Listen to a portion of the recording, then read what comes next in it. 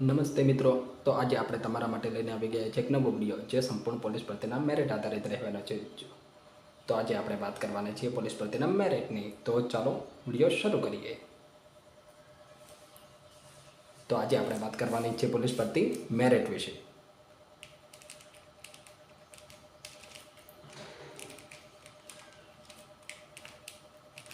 તો આજે પોલીસના મેરિટ વિશે વાત કરી ગુણ મેળવવાના હતા. જો બંને ક્રાઇટેરિયા ક્રોસ કરીને જેને પણ થઈ જતો હોય આ ક્રાઇટેરિયા પૂરો તેઓ પાસ ગણાશે. મેરિટમાં આમાં કેટલા ગુણ મેળવવા પડશે એની તો વાત કરવાના જ છીએ આપણે, પણ આ તો હતી ક્રાઇટેરિયાની સામાન્ય જાણકારી જેનો આપણે નોલેજ તમને આપી દીધું. તો હવે વાત કરીએ આપણે કે પાસ થવા માટે કેટલા ગુણ જોવે, કેટલા જો ક્રાઇટેરિયામાં કંઈ ફેરફાર થશે કે નહીં થઈ શકે, કે કોઈ ચેન્જીસ આવશે કે નહીં આવે, તેના વિશે સંપૂર્ણ વાત કરવાના છીએ. તો વાત કરીએ સૌથી પહેલાં કયો વિદ્યાર્થી પાસ ગણાશે અને કયો નાપાસ ગણાશે. તો વાત કરીએ આપણે એક વિદ્યાર્થી એકની, જ્યારે વિદ્યાર્થી એની, જ્યારે વિદ્યાર્થી બીની. આ બંને એ અને બી વિદ્યાર્થી છે તેમની વાત કરીએ તો જ્યારે એ વિદ્યાર્થી પાર્ટ એમાં એ વિદ્યાર્થી પાર્ટ એમાં 31 ગુણ મેળવે છે, જ્યારે પાર્ટ બીમાં મેળવે છે 80 ગુણ. એટલે કે આના થશે 110 ગુણ થશે. જ્યારે આ વિદ્યાર્થી છે તે મેળવે છે પાર્ટ એમાં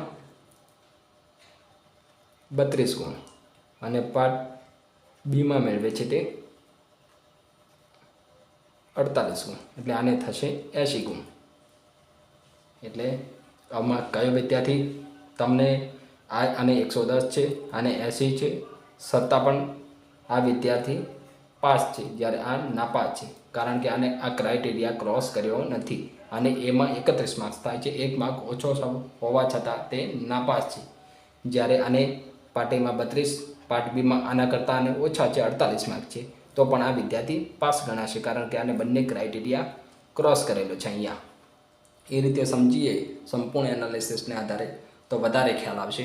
કારણ કે જ્યારે આ વિદ્યાર્થીને વધુ માર્ક્સ હોવા છતાં પણ આ નાપાસ જાહેર થયો, જ્યારે આને ઓછા માર્ક્સ હોવા છતાં પણ આ પાસ થયો. એટલે એવા ઘણા વિદ્યાર્થીઓ છે જેમને બહુ સારા માર્ક્સ છે, પણ એમને એક ક્રાઇટેરિયા બંનેમાંથી કોઈ ક્રોસ કરેલ નથી. જ્યારે એમને પાર્ટ એમાં સારા માર્ક્સ નથી થતા, પાર્ટ બીમાં તેમને 90 માર્ક્સ લઈ આવ્યા છે, પણ પાર્ટ એમાં તેમને ક્રાઇટેરિયાના એટલે કે 32 માર્ક્સ નથી થતા. તેવા કેટલા વિદ્યાર્થીઓ છે, એટલે ગભરાવાની જરૂર નથી. જો તમારે બંને ક્રાઇટેરિયા ક્રોસ થતા હોય અને તમારે સારા માર્ક્સ એટલે 100+ થઈ જતા હોય તો તમારે કશું જ ગભરાવાની જરૂર નથી. એવા કેટલાય વિદ્યાર્થીઓ છે જેમને બંને ક્રાઇટેરિયા ક્રોસ નથી થતા.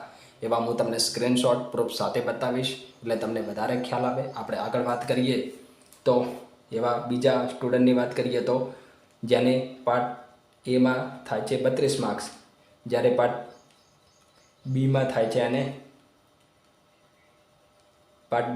થાય છે 40 માર્ક્સ. એટલે આ વિદ્યાર્થી પણ નાપાસ જાહેર થશે. જ્યારે બીજા વિદ્યાર્થીની વાત કરીએ તો એને પાર્ટ એમાં થાય છે 50 માર્ક્સ,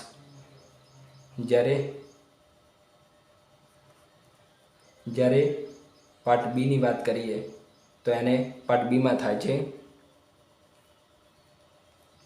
40 માર્ક્સ.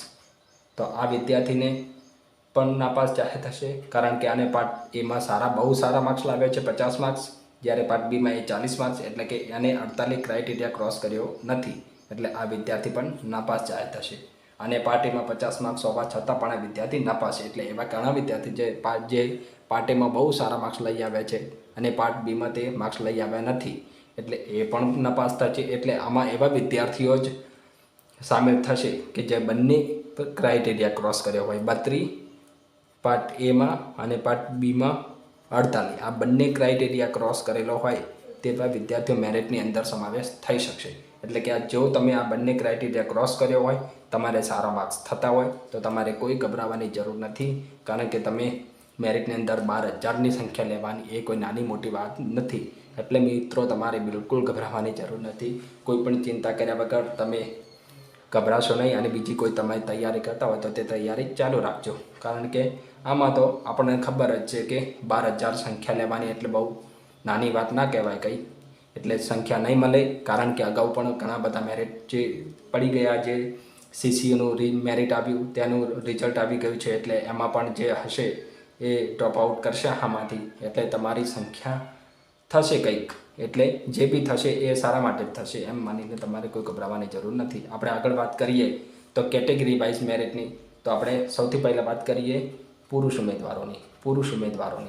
તો પુરુષ ઉમેદવારોને અંદાજિત મેરિટ કેટલું રહેશે તેની વાત કરીએ તો આપણે સૌથી વાત કરીએ પહેલાં જનરલ કેટેગરીના ઉમેદવારોની. તો જનરલ કેટેગરીના ઉમેદવારોનું મેરિટ અંદાજિત 115 પ્લસ.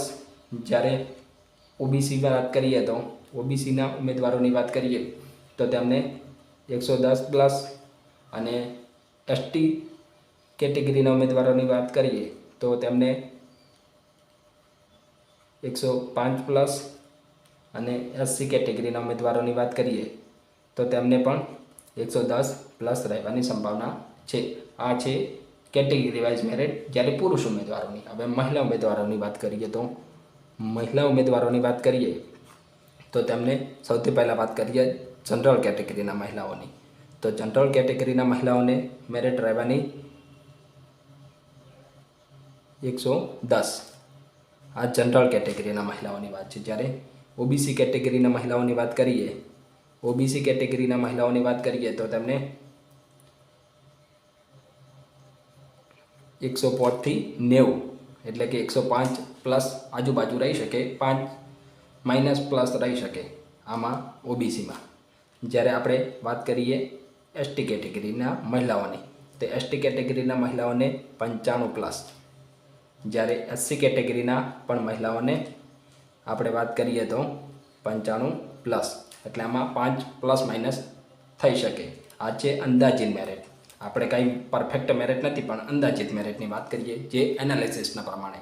એટલે આ મુજબનું જ છે મેરિટ તો, પણ આ એનાલિસિસના આધારે કેટલાક સ્ક્રીનશોટ પણ હું તમને પ્રૂફ સાથે બતાવીશ, એટલે તમને વધારે ખ્યાલ આવે, તમને સમજી શકો અને તમને ખબર પડે કે અંદાજિત મેરિટ કેટલું હોઈ શકશે. અને આ મુજબનું જો મેરિટ રહેવાનું છે અત્યારથી જ હું કહી દઉં છું તમને, એટલે તમને વધારે ખ્યાલ આવે. જો તમારે આ મુજબના માર્ક્સ થતા હોય, જનરલવાળાને જો 115 પ્લસ થતા હોય તો તમને ગભરાવાની જરૂર નથી. અને ઓબીસી માટે ખાસ, ઓબીસી માટે 110 પ્લસ થતા હોય તો તમારે ગભરાવાની જરૂર નથી, કારણ કે ઓબીસીમાં ઘણી બધી કેટેગરીનો સમાવેશ થતો હોય છે.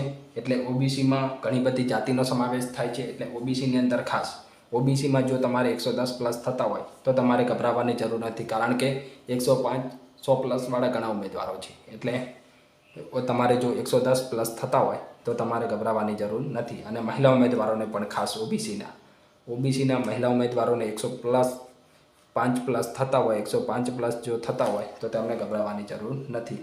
આપણે કેટલાક સ્ક્રીનશોટ